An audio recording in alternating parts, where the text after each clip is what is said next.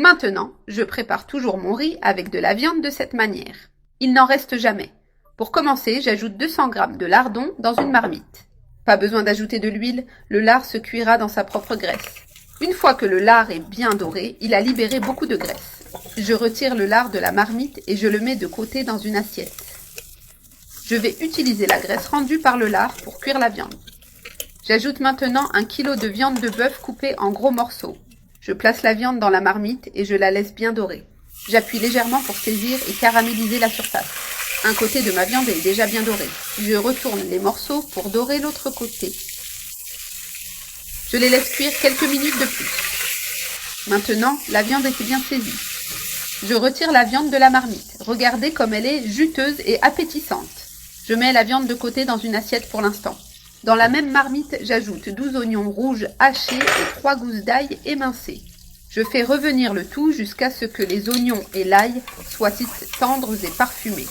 Je mélange bien l'ail et les oignons et ils sont maintenant bien sautés. Je remets la viande dans la marmite et c'est le moment d'ajouter les assaisonnements. J'utilise une cuillère à café de paprika pour la couleur, une cuillère à café rase de sel pour équilibrer les saveurs, une cuillère à café de chimichurri, 3 cuillères d'eau à soupe de sauce soja et 2 cuillères à soupe de moutarde. J'ajoute une tomate rouge coupée en dés. Ensuite, je verse suffisamment d'eau pour couvrir tous les ingrédients. Je ferme la marmite avec un couvercle hermétique. Je laisse cuire pendant 40 minutes pour que la viande soit tendre et savoureuse. Après les 40 minutes, j'ouvre la marmite avec précaution et la viande est parfaitement cuite. Je retire les morceaux de viande et les place sur une planche à découper pour les effilocher. À l'aide d'une fourchette, j'effiloche toute la viande jusqu'à ce qu'elle soit bien déchiquetée. Elle est prête à être mélangée au riz. Avec la viande effilochée, je la remets dans la marmite pour poursuivre la préparation. J'ajoute un peu d'eau pour créer un bouillon savoureux qui servira à cuire le riz. Je mélange bien pour que le bouillon s'intègre complètement à la viande.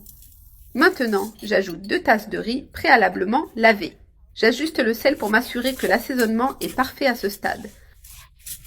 Je mélange délicatement le riz avec la viande pour que les saveurs se combinent parfaitement.